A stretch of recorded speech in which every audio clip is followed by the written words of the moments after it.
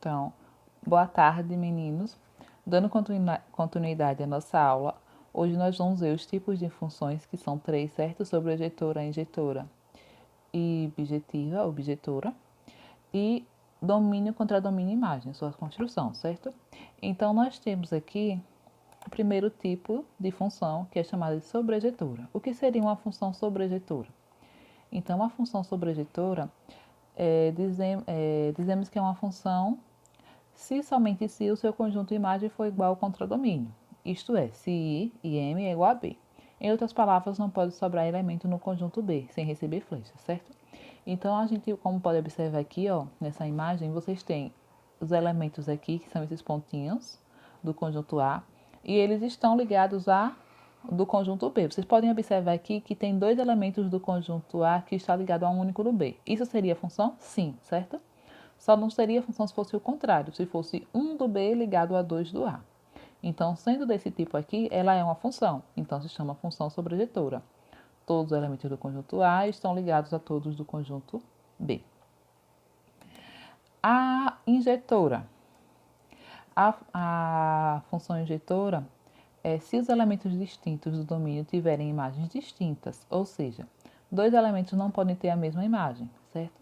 Portanto, não pode haver nenhum elemento no conjunto B que receba duas flechas, como foi o exemplo passado. Então, vocês têm aqui essa imagem, vocês podem observar que os elementos do conjunto A estão ligados apenas a um do conjunto B, certo? Como vocês podem observar, não tem nenhum aqui ligando não tem dois ligando a um único aqui. Então, podemos observar que é um único ligado a um.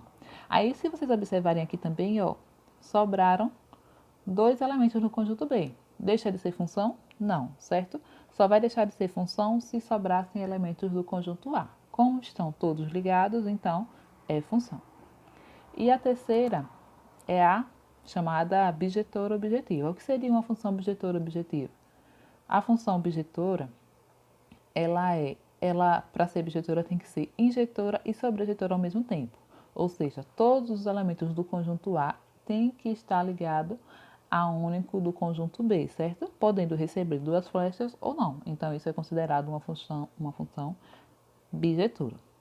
Então, saindo das funções, dos tipos de funções, nós vamos agora entrar no domínio, contradomínio e imagem. Mas antes podemos ver aqui um resumo. Resumindo, observe os diagramas abaixo. Essa é uma função sobrejetora, como pode-se ver na imagem, pois não sobra elemento no conjunto B. Essa função não é injetora porque existe duas flechas ligadas a um único do conjunto B, então deixa de ser injetora por conta disso. E essa função não é bijetora porque ela não é injetora, porque para ser bijetora tem que ser injetora e sobrejetora. Então, isso daqui é o resumo da sobrejetora. O segundo resumo aí é da função injetora, certo? Pois os elementos do conjunto B são flechados só uma vez, certo? Pode observar que não tem dois, como no exemplo passado. Não é uma função sobrejetora, pois existe elemento sobrando em B, não pode sobrar, certo? Para ser sobrejetora tem esse detalhe, não pode sobrar nenhum elemento também. E essa função não é bijetora porque ela não é sobrejetora. E aí, nós temos a função bijetora. Essa é uma função injetora, pois os elementos de B são flechados uma vez, e é uma função sobrejetora porque todos os elementos de B, pois não existe elemento sobrando em B. Então, é uma função bijetora, pois é sobrejetora e injetora ao mesmo tempo. Pronto, e aí nós entramos agora no domínio, contradomínio e imagem. E aí eu coloco uma relação entre duas grandezas para vocês, certo? Um exemplo aí, ó. Maria vai à padaria comprar pão, sendo que um pão custa R$10, ou 10 centavos, desculpa. Vamos ajudá-la a saber quantos pães vem comprando uma boa quantidade. Então, nós podemos observar aí, ó, quantidade de pães e preços. Então, um pão, 10 centavos, dois pães, 20 centavos, 3 pães, 30 centavos. Então, a minha variável aí que está dando é a quantidade, não é isso? Quantos pães eu vou comprar? Então, vai depender do valor. Para pagar o valor, vai depender de quantos pães eu vou comprar. Mas aí você vai observar que o número aqui, ó, o que está mostrando aqui 0,10 centavos, ele não vai ser constante. O que vai ser constante é a quantidade de pães que eu vou comprar. Então, se observarmos, cada pão ele vai valer 10 centavos. Então, fica uma função de 0,10 por x. Podemos observar esse exemplo. Ó. Dado o conjunto A, B, C, vamos dizer que sejam os nomes. E o conjunto B, que é 1, 2, 3 e 4, são as dados, certo? Então, nós temos aí o conjunto A para o conjunto B, o x e o y, o f de x, certo? No y. Então, teremos o conjunto A,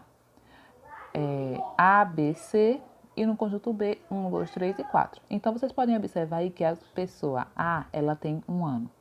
A pessoa B e C, ela tem 2 anos. Isso pode, certo? Isso é considerado uma função, porque todos os elementos estão ligados do conjunto A e recebendo as flechas em um único do B. Isso pode acontecer. Não poderia acontecer o contrário, se fosse uma única pessoa ligando a duas setas daqui do conjunto B, certo? É como se fosse assim, aqui sou eu e eu não posso ter 1 ano e 2 anos ao mesmo tempo, certo? E não poderia ser o contrário, isso daqui. Então, tenho meu domínio, meu contradomínio. Quem seria a minha imagem? Né? Que é o que ele pergunta aí, quem seria a imagem? Então, a imagem são os elementos que receberam a flecha, certo? Quem foi que recebeu a flecha aqui? O 1 e o 2 apenas. Então, domínio A, B, C, contradomínio 1, 2, 3 e 4 e imagem apenas os que receberam a flecha, 1 e 2. Outro exemplo aí,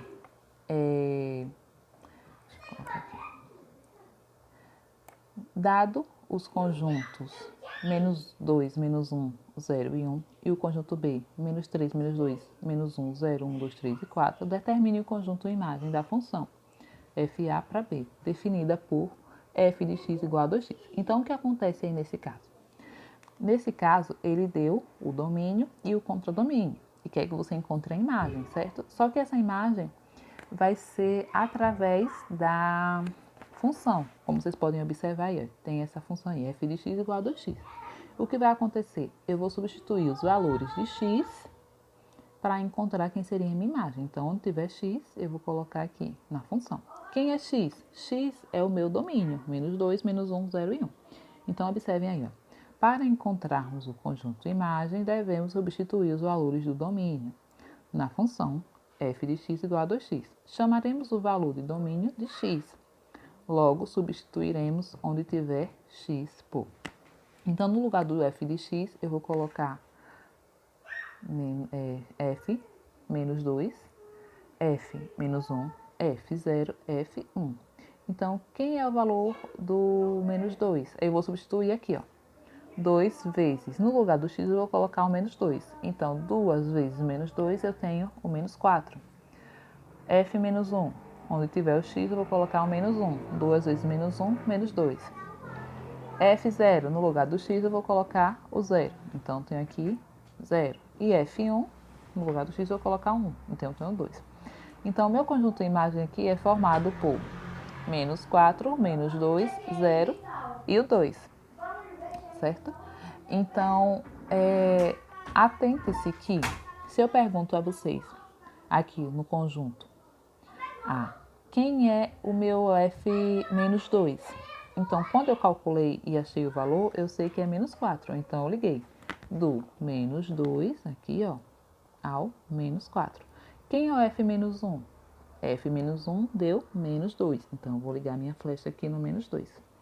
Quem é F0? F0 é o próprio 0, então ligo a flecha aqui no meu 0. E F1 deu 2. Então, as flechas elas vão de acordo com os valores que eu encontrei para a minha imagem. Então, minha imagem está formada aqui, menos 4, menos 2, 0 e 2. Contradomínio é todos esses valores aqui e o meu domínio é todo esse valor, certo? E aí, agora nós vamos partir para um terceiro exemplo. Então, aí, na verdade, no segundo exemplo. Dados os esquemas abaixo, representando uma função A em B, determine. Então, quem seria o domínio? Aí vamos olhar aqui para o conjunto A. Quem é o domínio? Então, f é igual a 5, 4 e 27. Domine os valores que estão aqui no conjunto. Quem é a minha imagem? A minha imagem são os valores que receberam as flechas. Quem foi que recebeu as flechas do domínio? para o contradomínio, o 12, 39 e o 88. Então, isso são as minhas imagens. Quem é o meu F5? Sem precisar calcular, certo? Porque já está ligado às flechas, no caso. E no caso a função não aparece aí, mas eu sei quem é meu F5 por conta da flecha que foi ligada. Então, meu F5 ligou para o 12. Então, quem é meu F5? 12. Quem é o meu F27? Quem é que o 27 aqui está ligando a flecha? A 88. Então, quem vai ser meu F27 vai ser o 88, certo?